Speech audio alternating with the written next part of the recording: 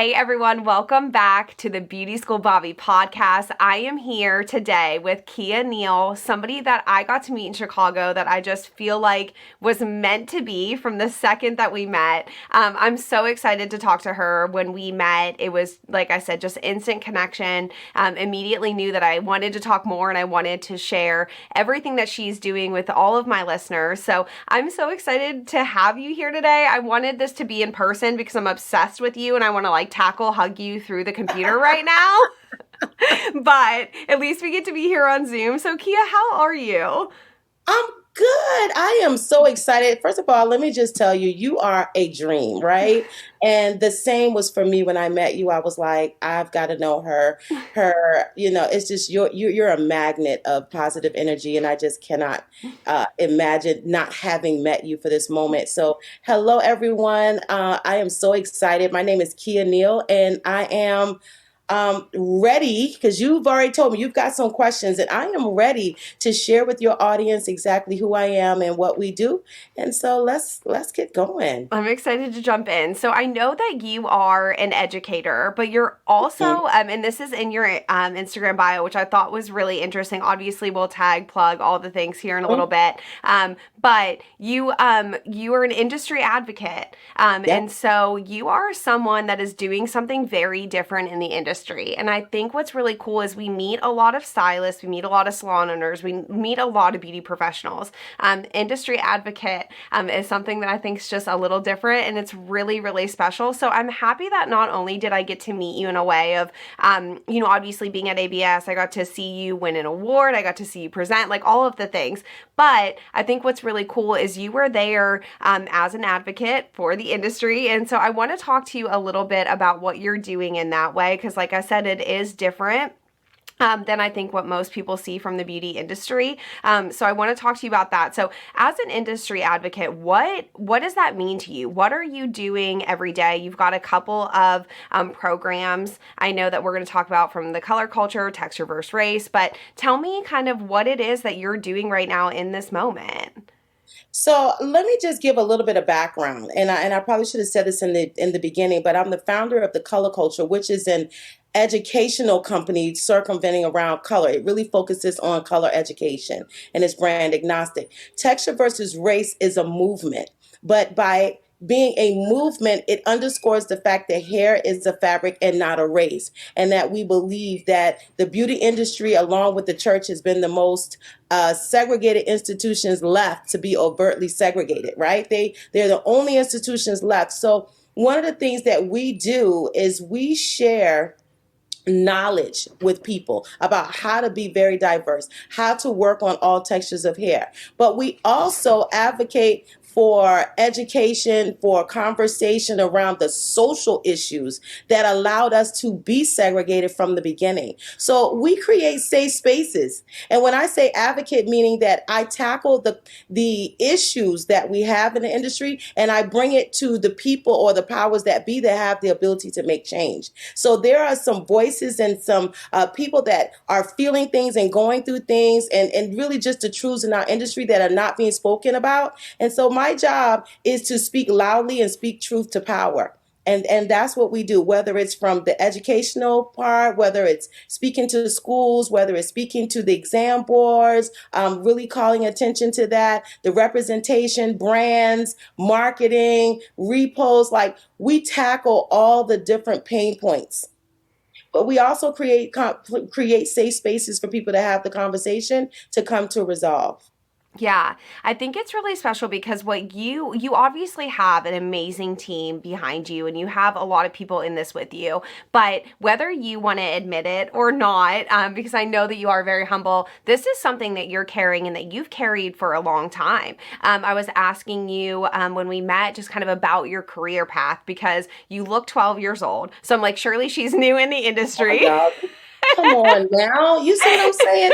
That's why I love you. You make me feel good. Come on with it. Well, I was shocked to know how long you'd been in the beauty industry and doing this. And one of the things that I just flat out asked you is I said, you could take a step back right now, have an amazing career being behind the chair or even educating, right? Like you could just be a teacher and, kind of be in the background, be behind the scenes.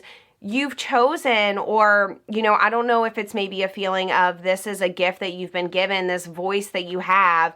You're choosing to take something on that isn't always 100% well received. And you're doing this at a time, like I said, that you could choose to step back, take a break, take a vacation, hang out, take it easy. And you're not doing that. What is the purpose behind this? How do you have that drive to, at this point in your career, say, you know what, I'm not ready to stop. I'm going to lead a movement? To be honest with you, it wasn't something that I chose. It chose me. And it just won't let me go. I'm gonna just be really honest about that. I could have rolled my career out, like you said. I could have, transitioned from behind the chair. But education has always been really close to my heart. I've known that my abilities and my gifts do not circumvent around the fact that I'm just a great hairstylist. I do great hair, but I had to learn how to be a great hairstylist. That wasn't really my entry into the industry. I mean, I know people think like, oh, no, really? No, really. There was no one foreseen me going into the beauty industry coming up as a child. So, but what they did know is I had a healthy curiosity, and Mm-hmm. that I love to ask questions, and I love being a teacher. I love facilitating conversations. I loved I actually went to college for journalism. You know what I'm saying? Like, I went to journalism for marketing and advertisement as well. So hair wasn't really my thing.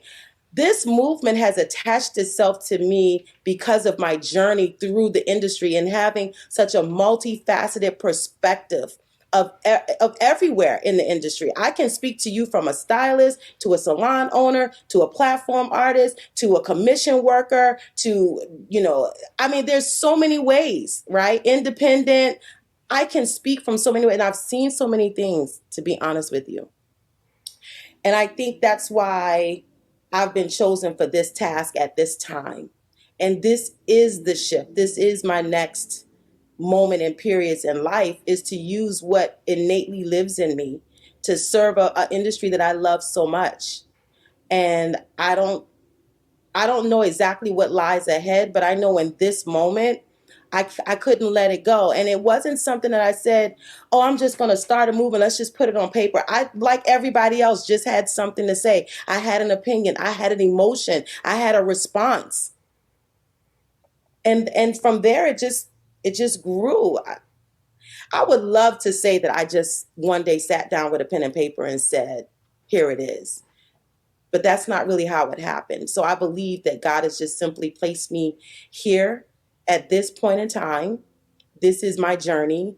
This will undoubtedly be a part of my big story. And I'm looking forward to see what's coming next, actually. I think we're all so lucky to be here in this moment and to have somebody like you to be the voice. I think that one of the things that we talked about too was the way that texture has been, it became a big conversation 2020 over COVID, all the things, right? Like this all became very highlighted. This wasn't very highlighted and new to you. This was something that has been a part of your story, and not just you, a lot of people, Yes. that this had been a part of the story. And I think that at this point we're in this, we've got to come together. This all has to meet in the middle, and it's great that there's attention on this, and there's great that there's a place for a voice, but you have to keep that going so that it doesn't disappear. This can't just be a trend that just is like, oh, this was a hot topic, now it's going to go away. And I think that the way that you've created these programs and these platforms for people is really special. And so I want to ask you kind of what's next? How do you keep this going? How do we keep the conversation front of mind, not just as like a hot topic issue? I love that question too. And let me say, texture had been such a huge thing with the texture and the natural hair movement. That started years ago, probably 15 or more years ago, right? Where the Black community itself was evolving in mind, in emotion, in space. We were creating a newness about ourselves and really pushing back on European standards and saying, hey, how do we fight back? How do we own our own space as a human? And so the idea that it's just become a thing, it's just become aware. Well, the awareness is upon people who have never thought about it before, that never had a clue what Black people were going through in and around their hair and in the subject of texture.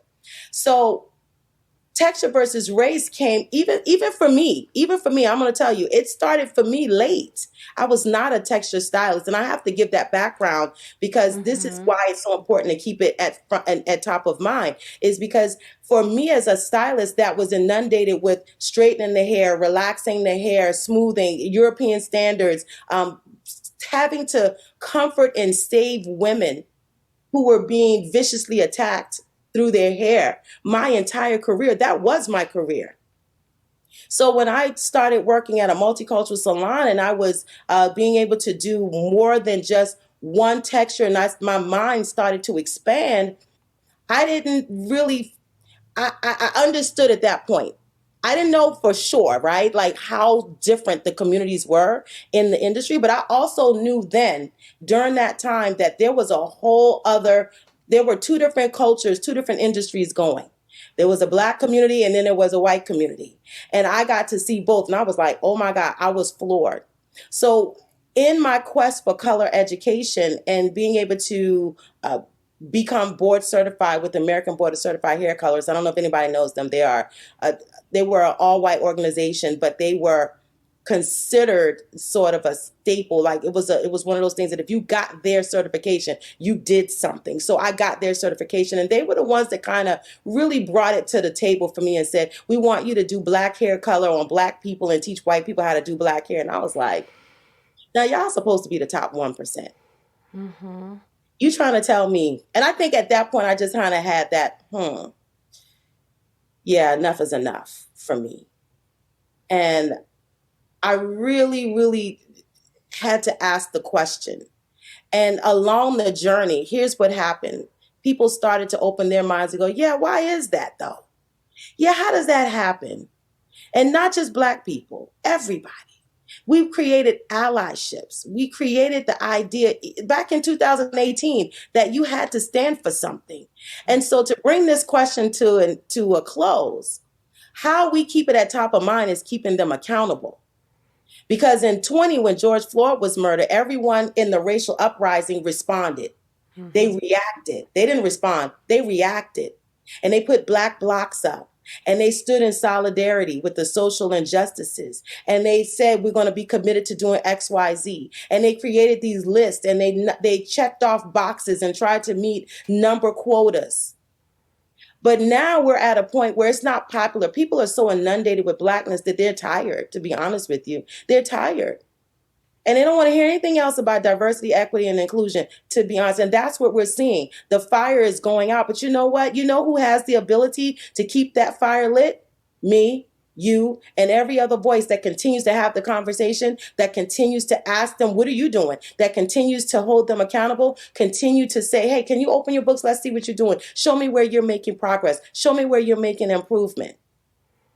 Let's use our economic power to tell the story, to really push the envelope. Because if I stop purchasing with you, not just me, but every other Black person that I know and every other white person who holds this issue close to their heart, if every ally and every person that's pushing for DEI or to see inclusion and diversity in every aspect, and they start saying, we're not buying from you, and you start seeing your bottom line shift, I bet you we'll start to see more of an internal shift and core changes in these companies. That's why we have to keep talking about it. We can't let it go. We can't let it slide. We have to hold people accountable. And there's going to be, we've done a good job of not calling out every single company. That's not what I do per se, right? Like I don't go, oh, well, did you see so and so? And trust me, I get that in my back office a lot. People send me stuff specifically about companies. That's not me. What I want to do is get to them and say, hey, y'all have a problem. You have a fire in the back. What you going to do? But at some point and very soon, we're going to start taking notes, and it's going to be public notes. Mm-hmm. And we're going to start sharing exactly who's doing what for the good. Well, we're doing that already. If you see them on my platform, You see me working with them heavily, that means they're doing work. If you don't, they probably not. Not with me anyway. Not with me. Mhm. So I literally only partner with people that are working and doing something, working hard.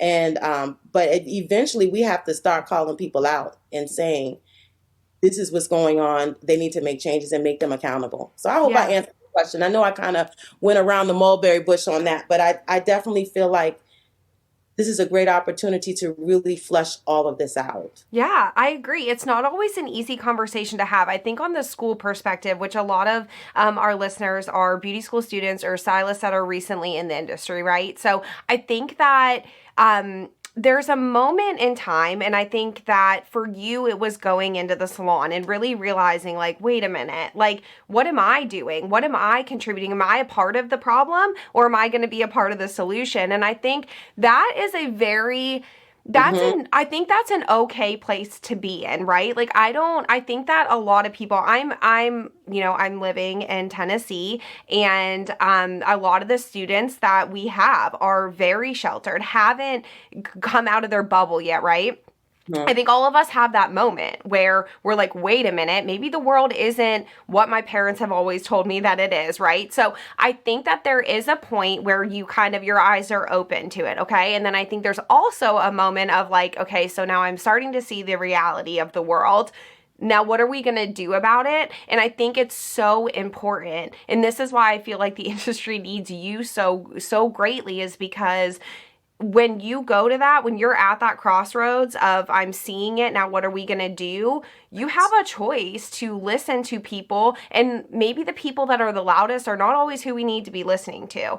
Can you say So that one more time? Can you please say sometimes that the one people more that time? are the loudest are not who we need to be listening to. And so I think it's really important to get your message out for who you are as a person. Like, I just think you're so genuine and you're so real, and that you are open to these tough conversations. Now, what prepared you for that, I think, is life experience. And I think it's just, there are people that are able to get the message out in a way for lots of different minds to understand it at different levels. So I think that's really important. If there is somebody listening that's waking up, let's say, to all of this, where do you start? Where do you recommend for people to say, like, hey, I'm realizing that I need to change, that what I'm doing in my salon maybe isn't for everybody? And how do I start? Or even if it's somebody that's been doing this, like, imagine salon owners that have operated in a way for 10 plus years, 20 years, and now are saying, wait, how do I open my doors? I know that's a loaded question and there's like a million answers to this for sure. What do you recommend? It's not a loaded question. It starts with one singular space. You. It starts with this one person. Me. Look at me. One person made one decision, and that decision begat another decision, begat another decision, begat another decision. This is not about changing. This is about choosing. It's about every moment that you have an opportunity, you choose differently. And if you know every choice you make, one will predicate what's happening with the other. There's this journey that you have to go on, but it starts with the person, because this heart is there for a reason. It starts with a person, an individual. It starts with their mind. Okay, now you realize the world is bigger than just what you've seen and what you grew up around, the atmosphere, your own little ecosystem in the corner of the world. That's not entirely true. That's not the biggest of it all, right? That's not all of it. Now your heart needs to be churned and changed. There's rocky ground that's living there that needs to be broken up so that you can see and create a level of conviction and commitment, because your mind won't do any more than what it's being pushed by your heart, right? Your heart can override your mind sometimes. That's why we do stupid things sometimes. Even, sometimes we're like, but I want to. Your mind's going, no, girl, that's not the right thing. But sometimes your mind wants to do something and your heart pulls back and says, but I have a moral compass. And that's what you have to restart. You have to restart and find it. And that's with doing personal work. That's with understanding the history of our country, the history of our industry. It's about opening your eyes to the realities of what's happening right now. Not even just before, but the things that you scroll past really quick, have the ability to shut down, or that just doesn't show up on your algorithm because you don't engage with it. That's how you take the blinders off. That's how you take the scales out of your eyes, the wax out of your ears. You get involved and look at it and see it and absorb it and sit in it and understand it and research it and say, why is this happening? And when you become convicted enough, you will yourself say, I can't be here. I can't allow that. What can I do? And then you'll start seeing your own space and you'll go, how did this happen? This isn't right. And then you start making, again, more choices, not just changes, choices. I have a choice as to how my salon operates, my core value, whether I get more education, who am I getting this education from, how am I speaking, do I allow people to speak in my, how I allow them to speak in my salon. What am I showing up? Like those things become obvious to you. The more they become obvious to you, the more aware you are. You're not aware if you're not aware of what's happening outside of you. There's the awareness is not there. So I tell everybody, start doing the personal work. What does that mean? Getting an anti-racism work, getting to it, reading books, finding mentors, finding Black voices to listen to and getting them in your algorithm, getting other resources, aligning yourself with other Black people that can speak truth to you. Maybe not directly to you, but social media, Google is a wonderful thing. Siri will help you out if you can't find it.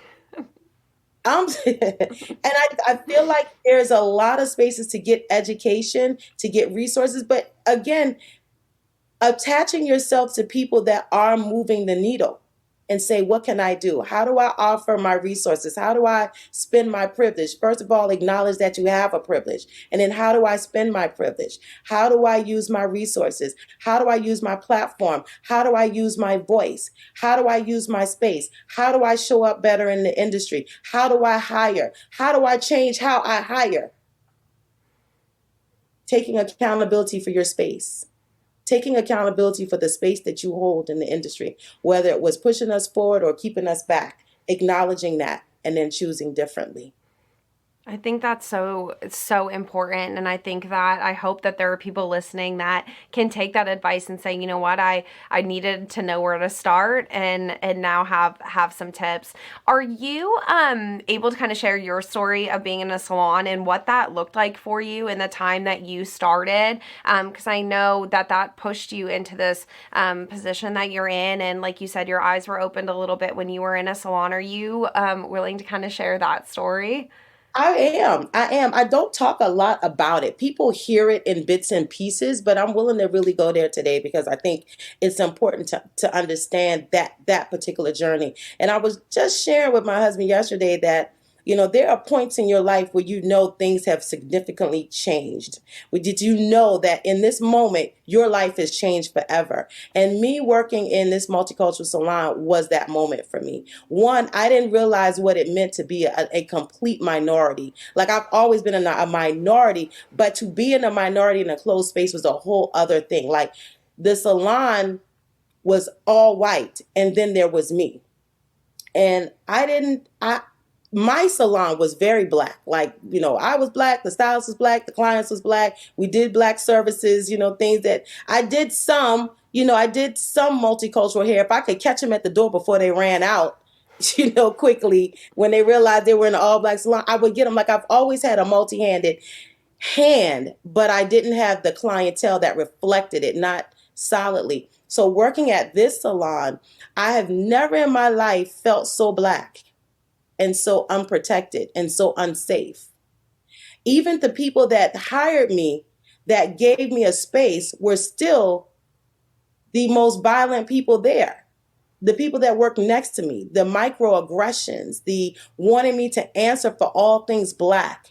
The clients were ridiculous. Like they questioned my skills. They constantly let me know that I was not the norm and that they knew that I was brand new and everything was, well, things are changing. I mean, I've never seen that. This is not the salon that I've grown to know.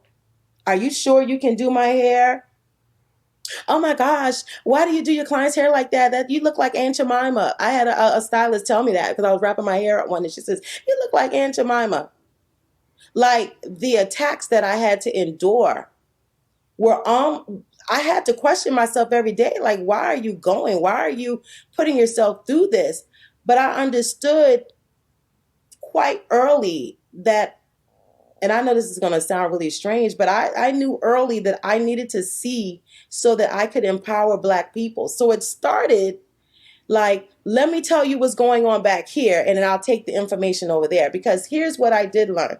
There was a lot of education that I had never heard of, opportunities, amenities that Black people were so unaware of. And I was like, did you know that when you went to XYZ store, that if you bought from that storehouse, that you could get education to come? Did you know that companies would send people to your salon and do in-salon education? Did you know you could accumulate free back bar by XYZ? Did you know that, like, there was so many things that I had never experienced before. I was like, wait a minute.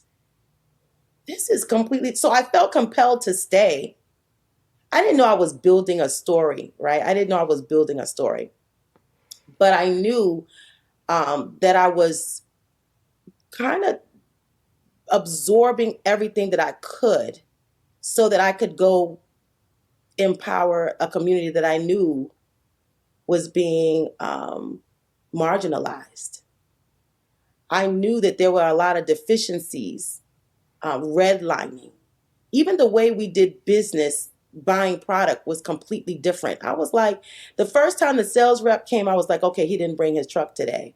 And then this, second and third time, I was like, where are these products? Y'all sold us on these products. Now I want to buy them. I want them now. And he was like, oh, no, no, no. I just sell it to you. We ship it to you. And I was like, well, why are you here? If I could have ordered online, why are you? I literally had never seen that before. I've never ordered product. Products always came to me door to door, where they came and they sold me products and then they brought it right in from outside. I'd never had anybody say you had to go through a sales rep to order and then it still had to be delivered to you days later. I didn't see that. I didn't see where companies were buying products back so that they could put their products on your shelves, or color. You know how many times we switched colors because somebody else had a better deal? And the color company would come and say, we'll buy all this off of you just to be able to put our stuff back up. I had never, ever, ever, I promise you, Black people didn't know that and had never done that. Never, ever had been given an opportunity. Never. And so I stayed through all of that. Now I know why I stayed. I needed to understand it all. I needed to gain the knowledge. I needed to elevate myself. I needed to know how to do all fabrics of hair. I needed to know how to teach all fabrics of hair. I needed to know what the oppressions and the aggressions were like so I could speak to it now. I didn't know that back then initially. And then, and to be honest, once texture versus race started, I stayed longer than I needed to, but I stayed because I felt like at this point I couldn't have paid for that kind of content. And you used it, which I think is so amazing. Like, you made it a I part of don't your know. story. I think sometimes, like, people want to give up, and when they're in situations, they're like, I'm out, I'm done, look what happened. And then you go right back in. It's crazy that you had that knowledge to stay. I mean, that is something that you just don't hear, Keya. Like, it's just, if people want to, like, give up when it gets hard. And, like, I'm totally guilty of that. When things get, like, oh, maybe I'm not supposed to be, I'm out. Like, I'll dip so fast, like, I'm out. And I think that, like, for you to have that courage to stay, but just knowing that it was part of your story, like you said, you were telling your husband that, like, there's those moments, those life shifts, those changes, and taking those as a part of our story, not like the end of the road or such a negative thing. Like, you could look back and say, that was a horrible experience. I can't believe I went through that. Look what they did to me. But you choose not to. No, It's and let me also say this. I don't want to cut you off, but I do want to say now, I can't sell them under the river like I got a whipping every day I went into the salon. Okay. I can't say that. I'm not going to say that. I learned a lot. Now, let me say, I also took what I wanted. They gave me certain things, right? They taught me things, but what I learned the most were things that I took. It was the things that they didn't know that was happening that I took as a learning curve for me as well. But I will say, I learned a lot. I developed some wonderful relationships in that time. I have clients that are every hue in the rainbow that I am still very aligned and close with, that I keep up with all their things, that they keep up with me. They're allies. They're proud of me. I have met some amazing people along that journey. I can't say like I just went there and just threw myself on the chopping block. I'm not going to tell you it wasn't everything that I'm saying, but I'm saying that it wasn't like every day of like seething violence. That's what microaggressions are. They're not seething. It's just every day, every other, someone saying something out of turn. It's the etiquette of the salon. It's the talking over people. It's coming to their station, just touching people's hair because you're now enamored with something you've never seen. It's all of those things that we went through that was a learning curve for me. But I did develop some great relationships, especially with clients. There were a few stylists that I talked to. There's a few stylists that I'll never talk to again in this life. But it's all one big story, right? Because Mm-hmm. they also did their part in my journey. They were who they were supposed to be, and I wouldn't have it any other way because I learned and I grew. So it's a such thing as bloom where you're planted. I think that's amazing. Thank you so much for sharing that. 'Cause like I said, I know that it's not something that you talk about a lot, Mhm. but I did want to share that for people that are, like I said, young stylists, new in the industry. The Beauty School Bobby podcast is brought to you by Tennessee School of Beauty, the leader in cosmetology education since 1930. As one of the first nationally accredited cosmetology schools in the nation, TSB has been recognized by Modern Salon as one of the top 10 beauty schools in America and voted the top cosmetology school in East Tennessee for 28 consecutive years, offering programs in cosmetology, aesthetics, medical aesthetics, and makeup through MUD as MUD's first standalone satellite location in the United States. So come see me to start your career in the beauty industry at Tennessee School of Beauty today. I want to ask you, and I don't know if this is like, because I know that you are on this like journey and like it's a winding road and there's no like, and there's not a pin in this of like an end. What is your ultimate hope for when you decide to retire, step out of the industry, when you're able to take that vacation, enjoy and Mhm. step out? What is it that you hope to see? Are you hoping for this to not have to be a conversation? Are you hoping for it to be a way that the salon looks different? What does it look like for you? Absolutely. I want to not have a job. I want the industry to evolve me out of a job. I want to not have to talk about diversity. I want to not have to look for representation. I want to not have to speak on what inclusiveness is. I want to walk into a room and go, no need for me to say anything. I want it to not be a thing anymore.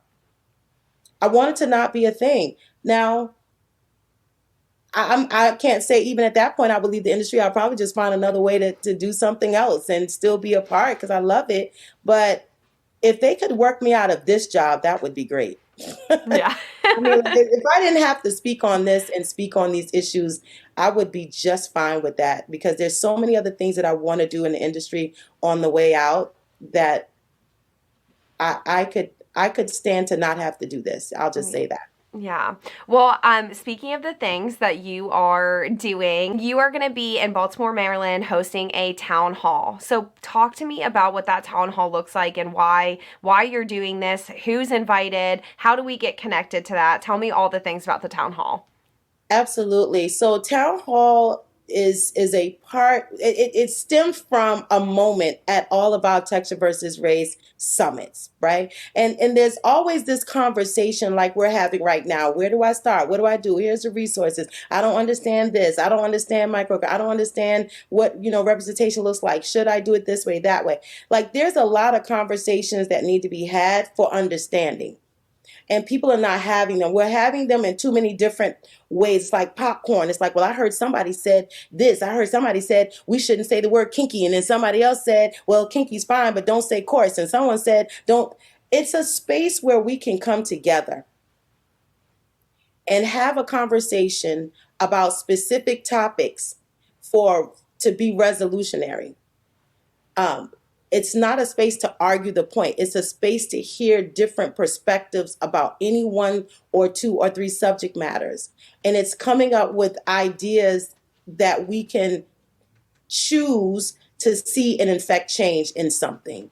So town hall is all conversation, right? We're not doing hair. Right? And I want people to know that we're not doing hair. We will have swag now, but we're not doing hair because like I said, at the TVR summits, we always carve out this space to have the conversation. We create safe pockets so that people can really talk about the social aspect, the emotional aspect, and it gives people a space to be very vulnerable and transparent about where they are and who they are in the industry, or what they understand or don't understand about certain nuances about diversity, equity, inclusion, and just the industry as a whole. So we created a weekend to be able to do that, to bring everybody from every corner of the industry. It doesn't matter what you do in the industry, you're invited. If you have a voice, you're invited. If you have a thought, you're invited. If you're just curious and want to sit back, you're invited. This is for everybody to come together that really want to see us choose differently because we have choices. This is the most pliable this industry has ever been. And we have a choice as to how we want to see it going forward. But it takes the community of people to come together to create standards so that we can create an elevation of the standard for the industry as a whole and for us as individuals. So there'll be 2 days. One is more focused on the individual, the salons, the actionable steps, things that they can do, right? All the resources, all the things. And then one is us collectively for the industry, talking about the policies, talking about the systems that are in place, the systematic approaches that we have to certain things.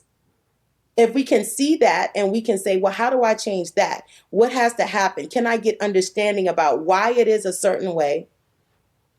And then what can we do to change and evolve into a more inclusive space? We had several examples. I've been live on my page for the past week or so, like clockwork, just going live and having excellent conversations about how we buy products, the product distribution houses. We've been talking about how people see those products. We've been talking about well, I've been talking about like in the background, like different little like microaggressions, like repost apps. We did conversations with a big repost app talking about why you don't see much diversity on their pages, but to be able to have a very truthful conversation and say, okay, but you got a choice here. That's what this is about. Safe spaces, authentic, true, transparent conversation with like-minded, resolution-orientated people. I think it's going to be an amazing event and I think it's going to be awesome. Are you moderating, speaking? Like, what's the structure going to be? What's the format going to be? I know kind of topics, but what's it going to look like going to this event? So those are just a couple of topics that we had. They're not the end all be all. We have several topics that we're looking to really punch out through panels. We'll have guest panelists. We're going to have guest speakers that are excellent in their topic.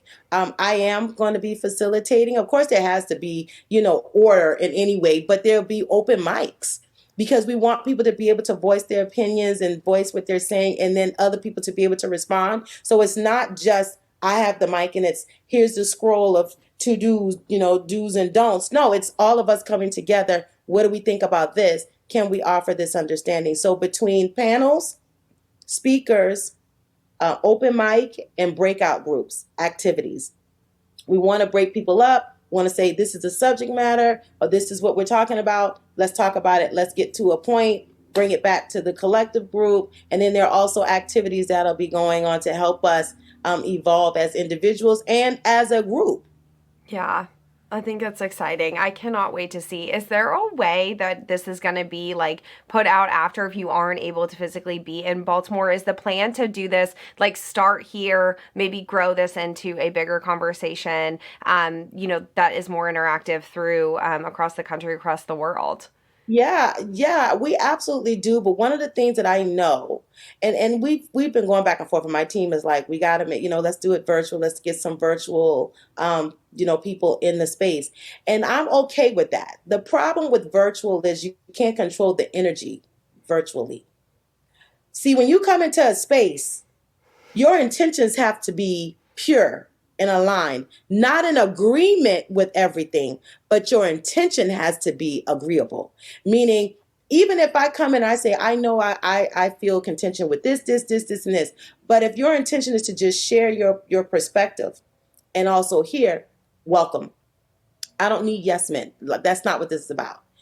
But when you have people virtually, you can't control who's there for the right reason, who is there to take things and make it negative, who's there to, you know, uh, and I know I can't be as concerned with that, right? I know it, and don't worry, I'm logistically trying to work this out in real time. To be honest with you, I know someone's cutting grass, right? So now my people come out to cut the grass, right? Thanks.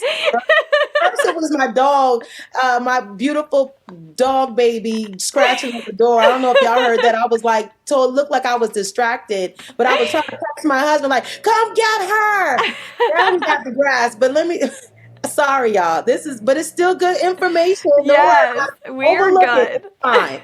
So, but I think, like I said, we're building an airplane while it's in the air. I don't Hmm. have it all down pat. I don't know exactly what's the best. And if we do it virtually, if we don't, if we just keep doing it live and just let people come, if we let it go later, like we're still working that part out. And I wish I could have a definitive answer. We may have a few people coming virtually, right? But not just open, because the point is to get the energy in the room and to be able to read the energy and read people's body language and pour into that.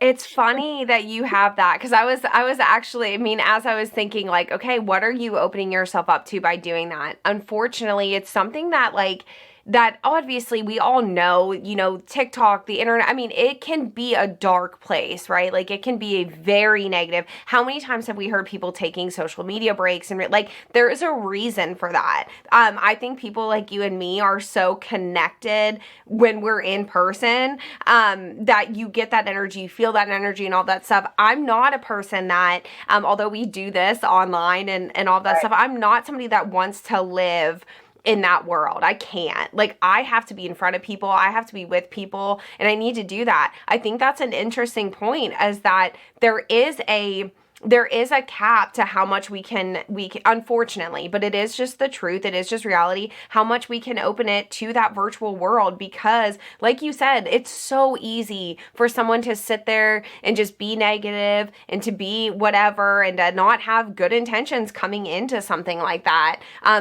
It's interesting to see how a movement like this is affected by that as well, and just kind of navigating that. Is it something that people are able to just watch but maybe aren't able to contribute? But then at that point, like, I don't know, I think the in person is right, and I think it's going to be so exciting to see how this all goes. And unfortunately, like, we're still, like you said, we're still figuring out that part too. Is it always easy to have the conversations online? No. But is that how you're going to reach the most amount of people? Yeah. So I don't know. It's an up in the air thing. A double-edged sword. And I'm Mhm. gonna be honest, I do what I have the capacity to do. I do what I Mhm. can when I can do while I can when I can, and I forget the rest. Yeah. That's it. And so that's how I maintain my own safe space. That's how I self-care, is not being pushed and provoked to do something that I'm not that I don't have the capacity or bandwidth to handle. And I Mhm. say that because we've had people come in with ill intentions. And then they go back and then they blow it up and make it like it was so negative because their feelings were hurt and they didn't like this and we didn't make them feel like that. And then they cry and they use their white tears to distort a movement. How dare you? Mhm. I got a problem with that. So it makes me go, okay, But when you're in the building, right, and I can see you for who you are, then I handle you accordingly. Mm-hmm. Whether that's to invite you to leave or just say, I don't think this is the space for you. How about this is it? Like, you're not welcome here. Or Mm-hmm. I absolutely understand you. Let's have a deeper conversation because here's the thing people will be more transparent when they feel safe.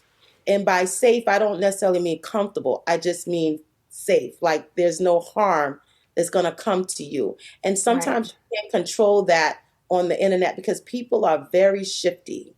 Very, Mm-hmm. it's a dark space, like you said. And what I don't want is people clipping and copying and posting and changing things and editing them and spinning narratives that are not there because this is such a I don't want to use the word touchy, but it's an emotional space that we're operating in. And so the people who pay money, whether it's small money or whatever, they pay money to come almost all, not all, because some people will pay to come cause and wreak havoc. You know what I mean? Some people will pay to be a disruption. They'll pay for their seat to do that. Mm-hmm. But most people that come, even if they're still unsure, they come in and we have the ability to say, it's all right. You're safe here. Your feelings are valid. Let's talk about it. That's a different reach to be able to touch people or for them to be able to feel your energy. That's a different level of exchange. And that's why I was okay with the movement moving slow if it could be impactful. Almost everybody who's ever come in contact with us is still very tight with us versus blasting it out and hoping that it lands on a few people. Does that make sense? Yeah. Like I don't really know how to explain it any better except people keep telling me how big the movement is, but I still see it like this. I still see it like my little baby. And then I'll get people that's like, no, no, no. There are people that are really watching that are, learning. And I saw this, da, da, da. And I'm like, that's so awesome.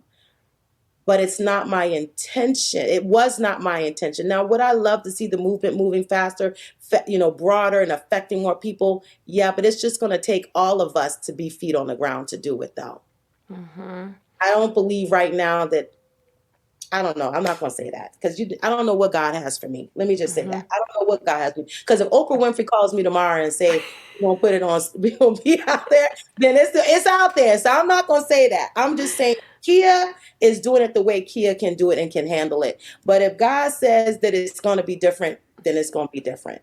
Yeah. What an important message, though, to let it be slow sometimes. And sometimes that's how the greatest change is going to happen is in a slow movement. Like, I think so many people just want to run as fast as they can and get as much change as many people and as many followers and all this stuff. But, like, I really love that you've been okay with it. It's not a success because it went slowly. It might be, yeah. So I love that. I think that that's a really important message just for everyone to hear too is that these small pieces, these small one step at a time doesn't mean it's not working, because I think that's something that we've all been programmed to feel also is it's not enough if it's not so successful overnight. If we're not the It blow didn't go up. viral. Exactly. Yeah, and that's just genuinely not the case. So I'm so happy that you said that because I think that that is just something to make everyone should feel better hearing that even these small steps, these small changes, these little things, that you can do matter and it makes a difference. I think it's easy for people to be like, "Oh, I'm just one person here in my little town," and it does. It matters. And I think that that's the message for sure. I haven't shared this like publicly on like my social media, but there's a Texture versus Race Educators Edition that's coming down the pipe where we're just going to get all schools, just the teachers and the directors, to come to this TVR so that we can teach them how to work the curriculum they already have by implementing texture from the beginning. Texture is not an elective. It's not an option. It should be standard. But the curriculum is only going to be taught as much as the facilitator can understand it. So Mm-hmm. we want to empower the facilitator, the teacher, to understand how does texture play a part in every page, and how to change their perspective and language in delivering this particular content. There's a So huge responsibility in schools, and I am so happy to hear that you are working on this, that this is happening. Like, I think that that is one of the most important places that we can start. I saw a huge shift. I was telling you this at ABS, but when we put textured mannequins in the kit and we have the classes. So I remember when I started, and this, is the story for a lot of people, but when I started working at the beauty school, I remember texture coming in the junior and senior classes, right? So they're in their advanced hours. Now they get it like week 4 and they're excited, Keya. Like they are so excited because what used to happen, and I don't know that this, I mean, you know this, I'm not telling you anything you don't know, but what used to happen is then they would get clients on the floor, right? Like they would start getting their clients and they're scared to take clients anyways. Like it is one of that first client you get in beauty school is the scariest, right? And now like and so I think that them being confident, this all works together. Like everybody should know how to work with textured hair, right? Like we all know that. But for the confidence of the stylist to be able to do their best work, any of the students at the school to be able to do any service, that's the goal. Like that's education. That's what we're there for. Like no matter what race you are, no matter whatever. Like I remember in school or when I first started working there, I had like walked up to the front desk and there was a black client that came in and was like, I only want a black student mm, working on me, right? And understandably so, you want to know. But now that's gone away. And I think it's so awesome to see, like I said, these girls that have had no interaction, no experience even with other races in their life, Keya. Like not at all. But you know where they do have it is in their chair. And like that is just the best. I mean, it's the best feeling and it's so exciting to see. And I think there's a lot of work that schools can be doing. But again, they need leadership like you to make sure that we're all doing it right, like that it gets rolled out in the right way and that we know how to answer questions. I'm so excited for this. And I just think it's the most important thing that I can give to my students and my instructors. Like, I think I'm over the moon about it. I love it. I love it. I love when the powers that be can see past it and not, like you said, the issue's always that bottleneck at the desk because it's like the clients say it, the school wants to make money, the students are, I mean, that the school wants to make money and the students are afraid. And all of those emotions and intentions lead up to creating a segregated industry.